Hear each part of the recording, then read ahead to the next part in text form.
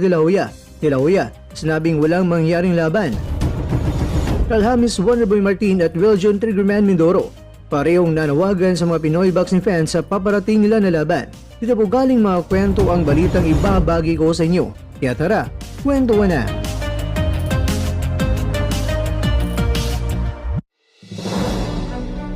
Ang Golden Boy Promotions ay may eksklusibong karapatan sa mga laban ni Ryan Garcia. Ang mga organizers ng nasabing event ay kinilala din nila ito at pumayag na kinakailangan ng pirma mula sa Golden Boy Promotions para mangyari ang nasabing event. Pero dahil walang ibinigay na dokumentong papirmahan mula sa mga organizers para sa Golden Boy Promotions ni Garcia sa araw na ito, bali November 28, 2024, Pinas time, walang event na magaganap para kay Garcia dahil hindi pinayagan ito ni De La Hoya.